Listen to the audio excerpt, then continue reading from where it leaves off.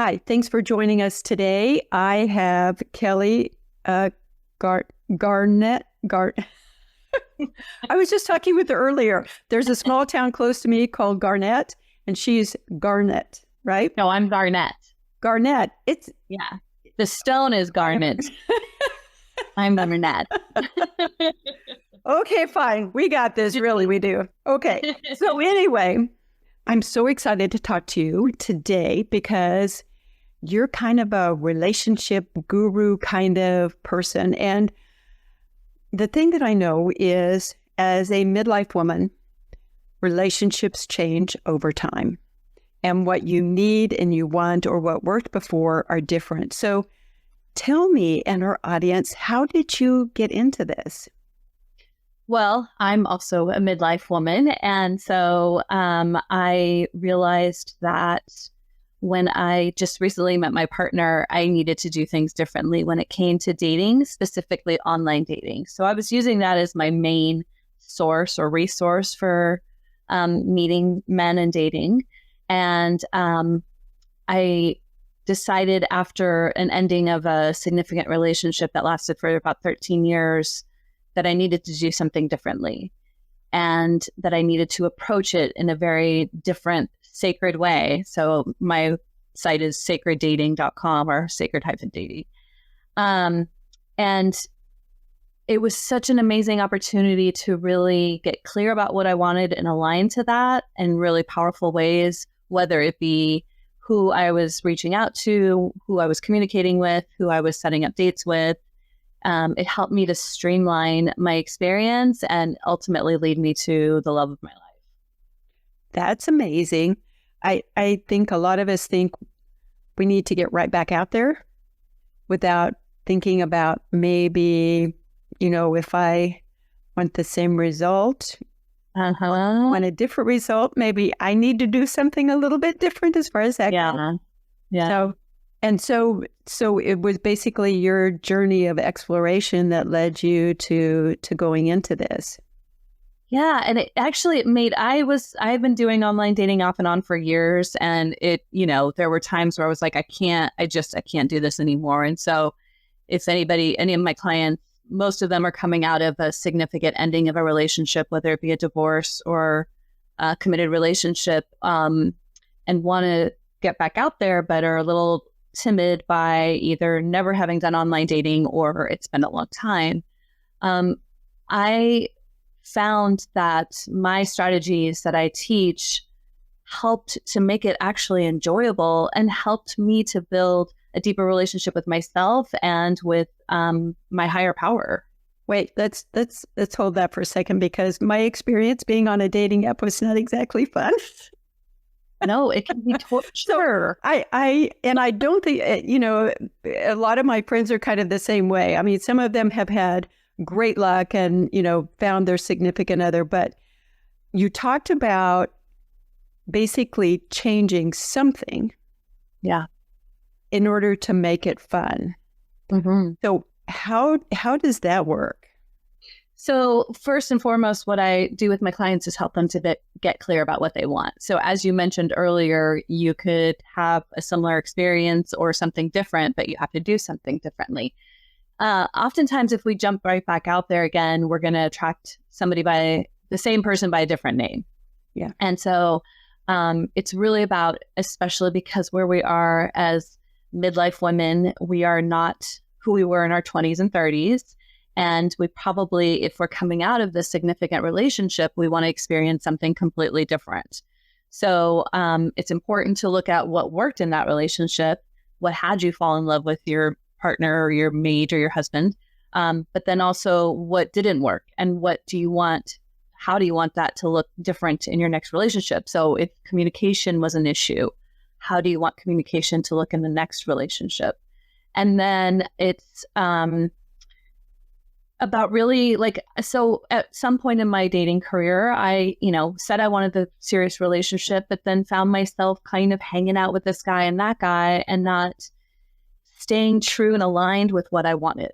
And so part of it was making sure this is going to be my forever person. So I need to take this extremely seriously. And I need to be very clear about what I want and then make sure I'm staying aligned to what I want. So if I want a serious relationship, then I need to meet people who are serious as well. If I met somebody who's kind of like, yeah, I don't really know what I want, then they were, well, I wish you luck. Goodbye. Like, no, right. I need someone who is so clear that he wants to be in a serious relationship as well. Ironically, my boyfriend didn't. But when he read my profile, he was like, I have to meet this person. I have to know who this person is. Whether we're serious, romantic, anything, I don't know. I just need to meet her. And then decided, oh, I have to be in this relationship. Like, I do want to be in a serious relationship. And ultimately he did. But just at the time, he was kind of like, oh, I'll see what's out there.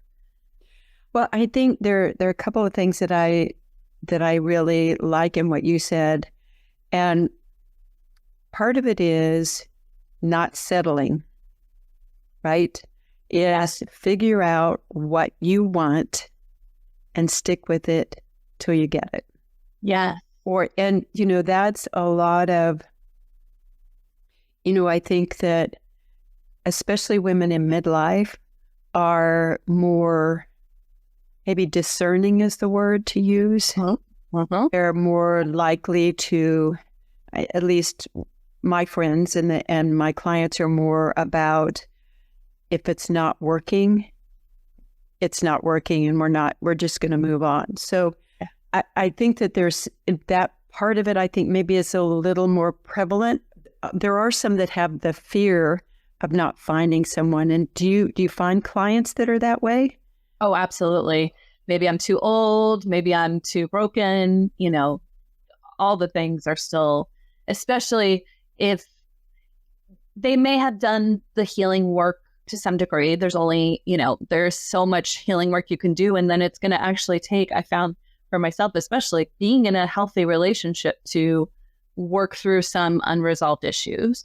But you're never too broken. You're never too old.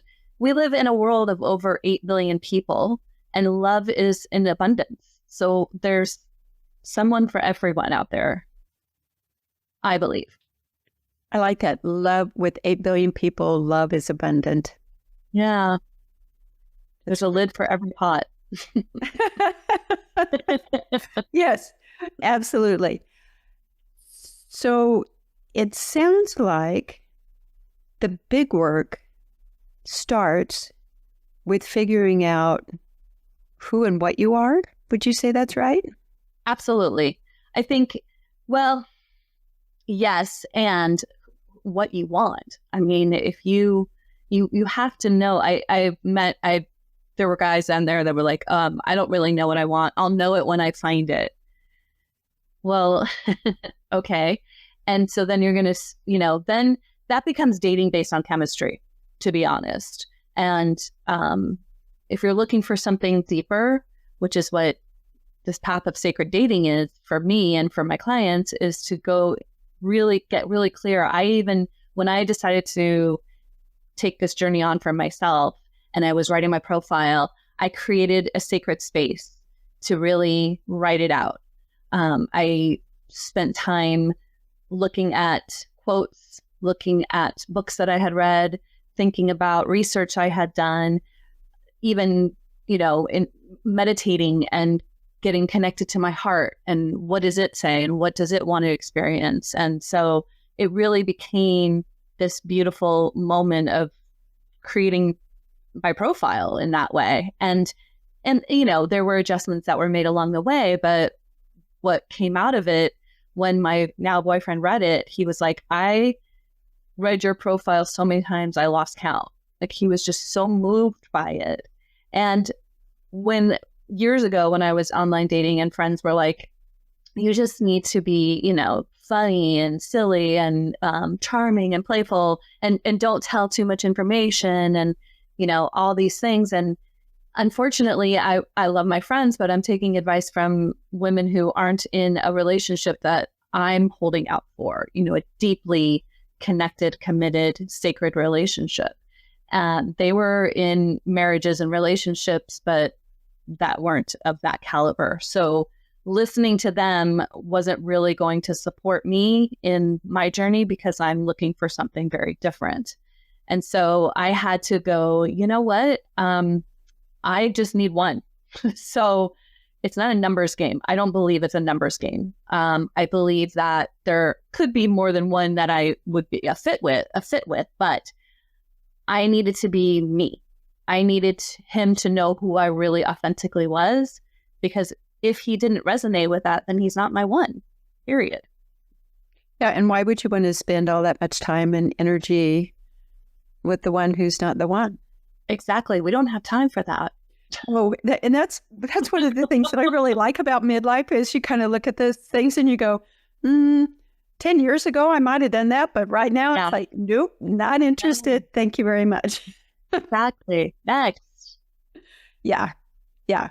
And so part of what, at least the midlife women that I talk with, feel a little bit insecure sometimes about their appearance and how that might impact attracting a partner, or thinking that they have to look a certain way or do certain things in order to attract a partner. Can you talk about that at all? Yeah. So I had a client once who she decided to put pictures up of herself with no makeup on, because she thought, you know what, at some point he will see me with no makeup on. And if he doesn't find me attractive, then he's not my match. So she decided that she wanted to be that authentic, which I think that's incredibly brave. I didn't do that. But again, there's a lid for every pot. And so we attract from the inside out. We think we attract from the outside in. But truly, if you are being authentically you, connected to your loving, and exuding that, you're going to be unstoppable. I remember when I was in my 20s and my friend was telling me about this, I was feeling insecure at that time in my life too. And my friend was saying, you know, I have this good friend who's very overweight, and she attracts men left, right, and center because she was just so grounded in who she was and didn't allow that to stop or block her, that she attracted in all these men. You know, she had her pick, where for me, it was like crickets. So it's really about knowing that who you are as a divine being, and you radiate beauty and joy and love. That's going to draw, that's the ultimate magnet to pull somebody in. Absolutely. I've often talked with clients about confidence. And confidence isn't something that comes from without, it's something that comes from within. Yeah. And has a lot to do with acceptance. Yeah. Self-love, and being vulnerable enough to really show who you are. Yeah. And it, especially in the business world or in other areas, makes a difference in how you attract clients and how, if you're a business owner, how that works, if you're in the corporate. But it sounds like it's super important in the dating world. Absolutely. And at the end of the day, if you want love, you have to be love. You have to be putting love out there in order to get it back. It's all kind of that mirror effect. And so being in your loving and figuring out, how can I absolutely accept myself? I was given this shell to navigate this time in. So how can I love it, accept it, and use it to be all of me, express all of me, share all of me? I've heard from some of my male friends that women sometimes think they have to be a certain way when men don't actually think that that's the case. Do you find that to be true? Oh, 100%. I believe that too. I know I did for many years, and it got to the point where it's just like, this is way too much maintenance. Oh yeah, I got other things to do, like, you know, binge watch Netflix if I. Yeah, I am a recovering perfectionist, and honestly thought I had to be perfect in order to have a relationship. And I've been so blessed to navigate through that with my current partner that like, no, you've got it all wrong. Yeah. What tips do you have for women that are recovering perfectionists, for lack of a better term, as far as do you have any little things that you can recommend that kind of help with that process?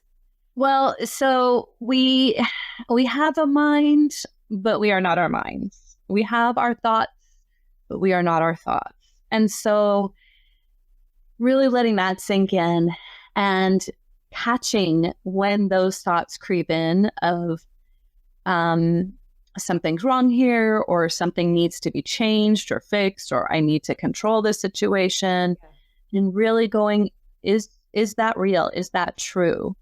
I love Byron Katie's work, which is aligned with that, of asking those questions, like, can I be certain that this is the truth?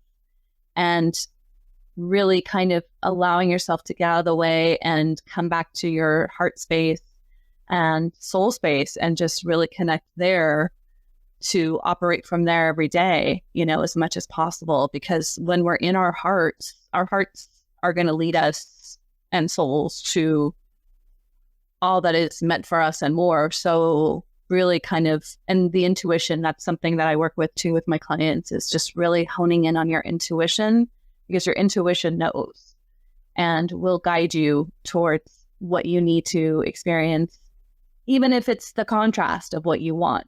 Sometimes we are going to meet people, men, that aren't what we want. And it's that opportunity to go, okay, now I know this is not what I want to experience. Now I really know.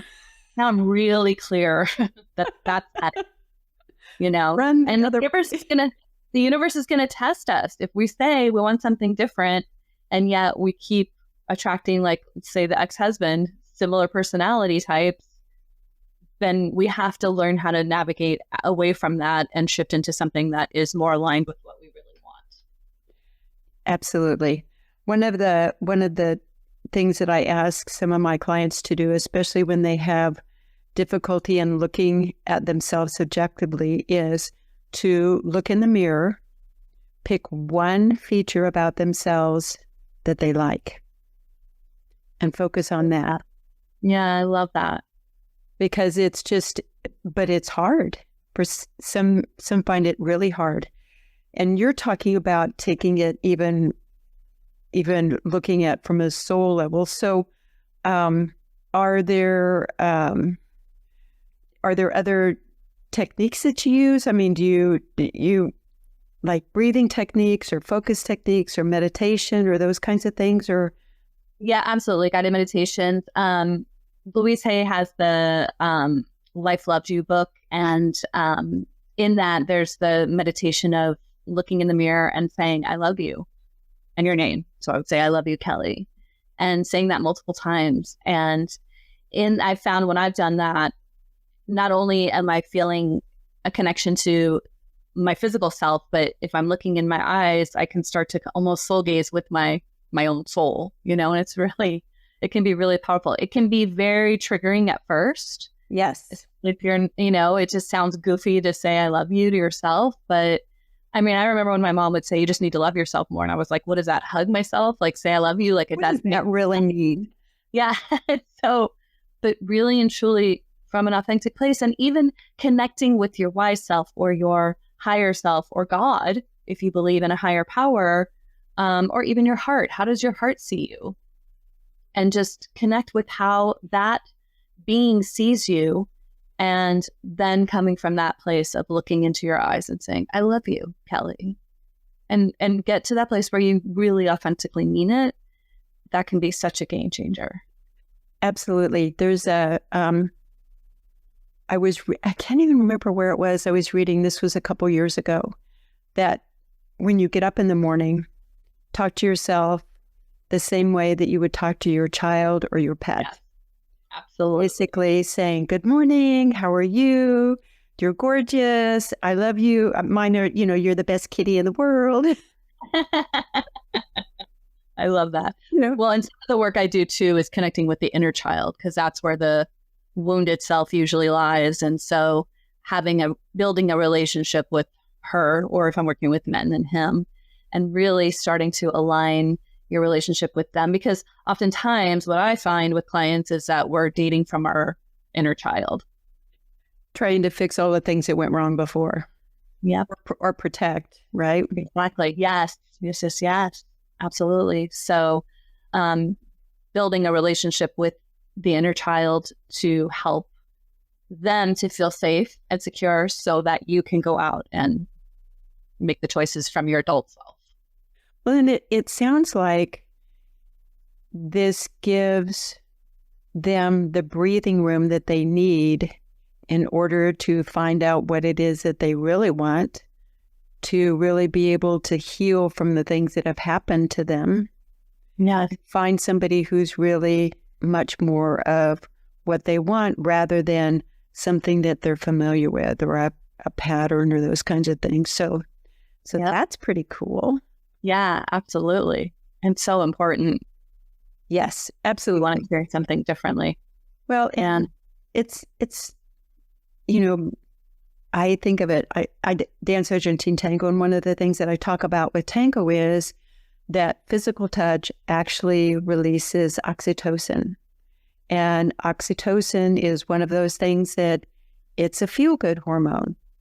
And just, having the physical touch doesn't even have to be anything other than just that touch. Does wonderful things for your brain and your body and your blood pressure and your breathing and everything. Yeah, absolutely. But it's also very seductive, that hormone. Yes, it is. It's extremely addictive. Yes. Yes.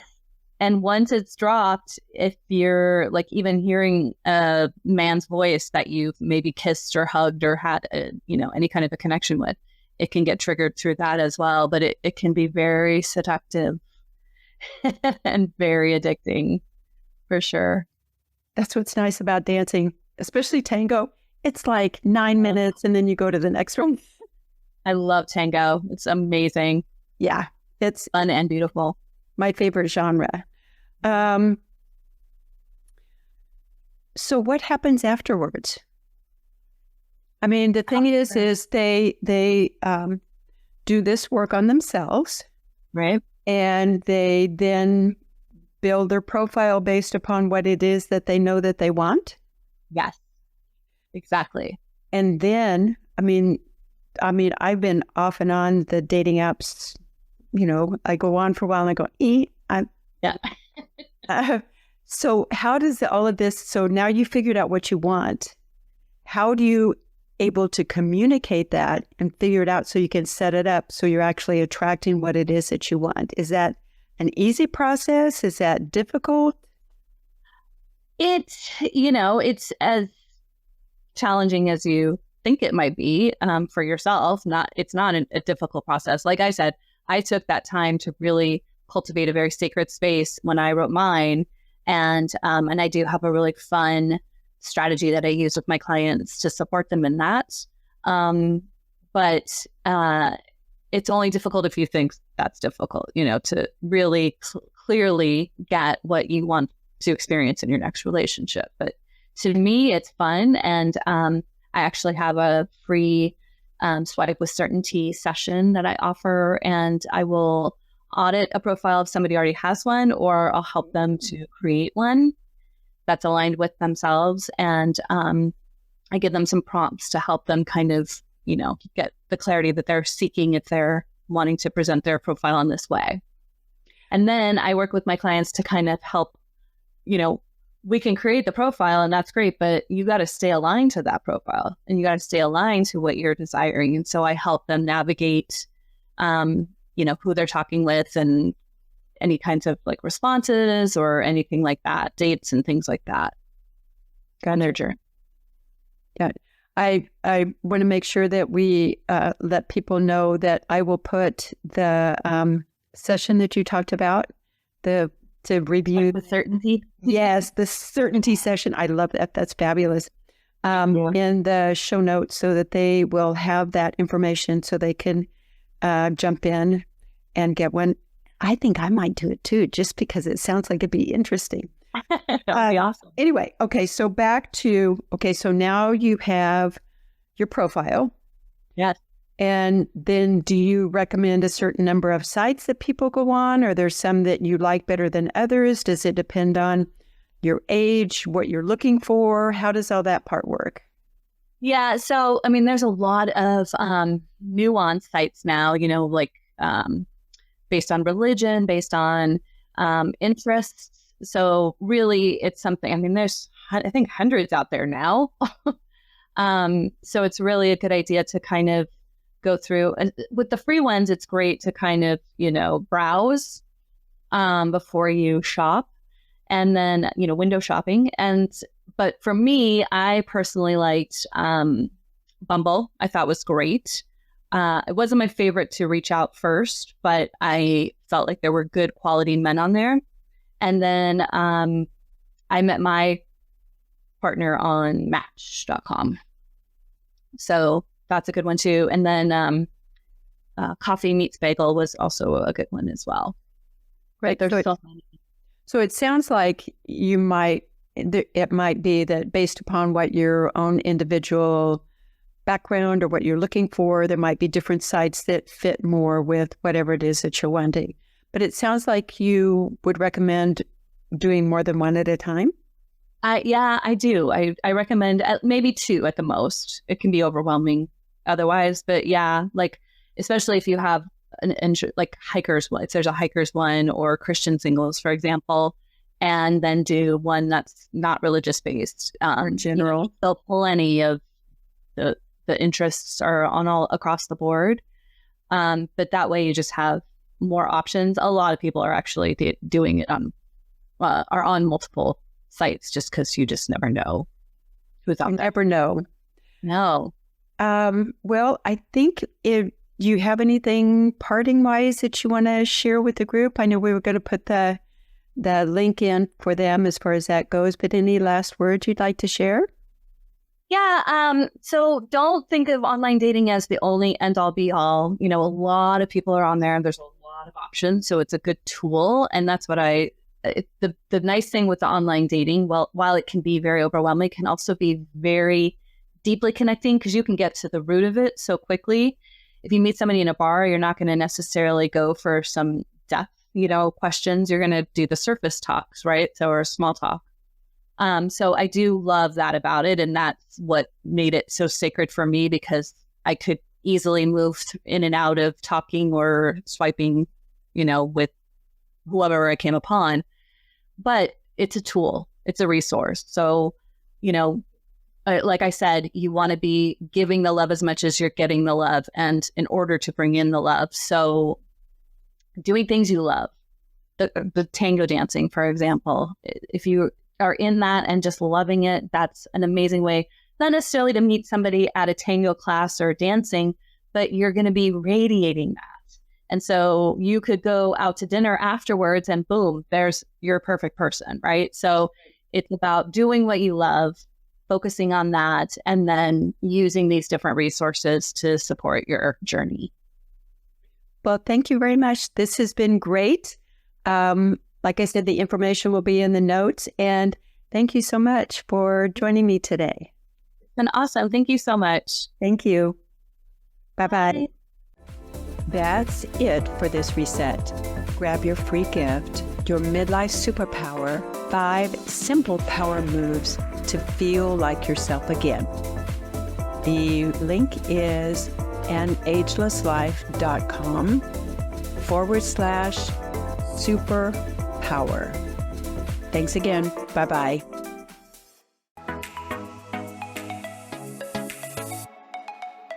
I'm Michelle Abraham, founder of High Vibe Podcast Network, and we're honored to have Diana Debbie's show, Midlife Reset, as part of our network family. For more inspiring shows like this one, visit highvibepodcastnetwork.com. And don't forget to grab your free gifts from our hosts in the gift vault.